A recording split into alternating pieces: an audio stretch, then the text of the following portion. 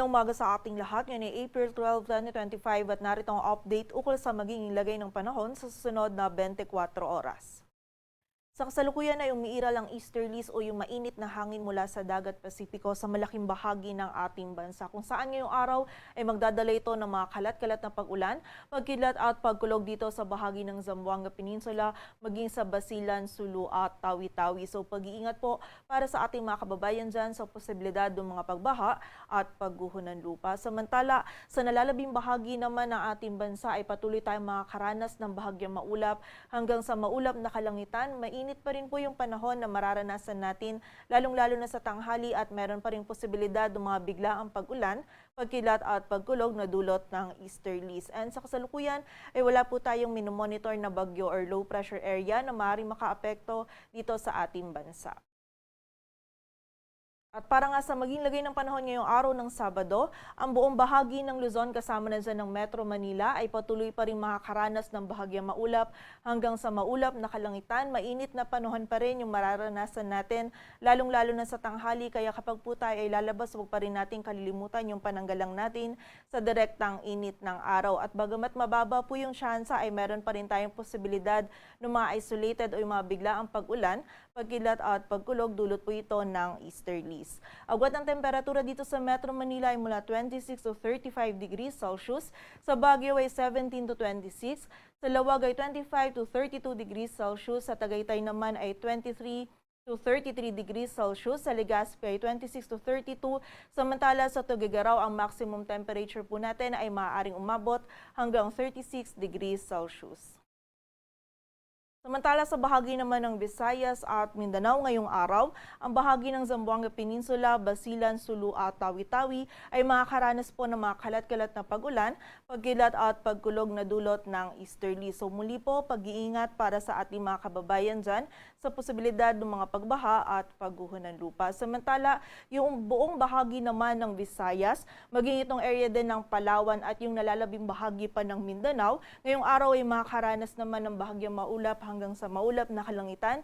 Mainit na panahon po yung mararanasan natin sa tanghali, ngunit pagsapit po ng hapon at gabi ay magiging mataas naman po yung tsansa ng mga isolated o yung mga biglaang pag-ulan, pagkilat at pagkulog, lalong-lalo na po dito sa nalalabing bahagi pa ng Mindanao. Dulot po ito ng easterlies. So paalala po para sa ating mga kababayan pa din, pag-iingat pa rin sa posibilidad ng mga pagbaha at pagguho ng lupa. Agwat ng temperatura sa Puerto Princesa ay mula 26 to 31 degrees Celsius. Sa Kalayaan Islands at Iloilo ay 26 to 33 degrees Celsius.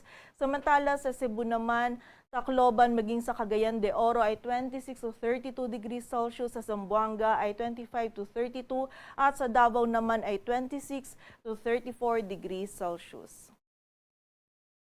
At para naman sa ating heat index or yung damang init, kahapon ng Biyernes, yung computed heat index po natin dito sa Metro Manila ay mula 40 to 42 degrees Celsius at yung highest computed heat index natin is 45 degrees Celsius sa Dagupan City, Pangasinan, maging sa Sangli Point, Cavite. At ngayong araw naman po, patuloy pa rin tayong makakaranas nitong mainit na panahon, kung saan dito sa Metro Manila, yung ating heat index forecast ay mula 41 to 42 degrees Celsius at yung highest heat index forecast natin is 45 degrees Celsius sa Sangli Point, Cavite, sinundan ng 44 degrees Celsius sa Dagupan City, Pangasinan.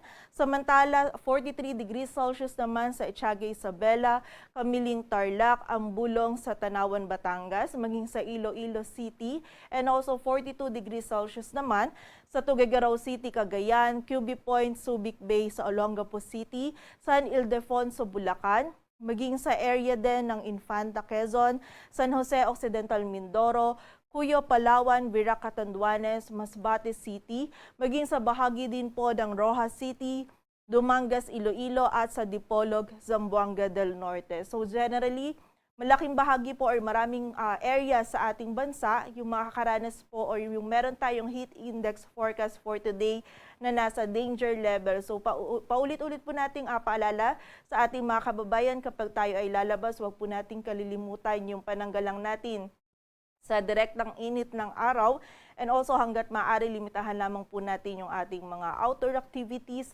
at kung hindi naman po maiiwasan from time to time ay magpahinga po tayo at uminom po tayo ng tubig upang maiwasan po natin yung panganib na maaaring idulot ng init ng panahon sa ating kalusugan. At para naman sa lagay ng dagat baybayin ng ating bansa, wala po tayong nakataas na gale warning. Kaya malaya mga kapalaot yung mga kababayan natin mga isda, pati na rin yung may mga maliliit na sasakyang pandagat. Dito sa Metro Manila, ang araw ay sisikat mamayang 5:44 ng umaga at lulubog mamayang 6:10 ng hapon.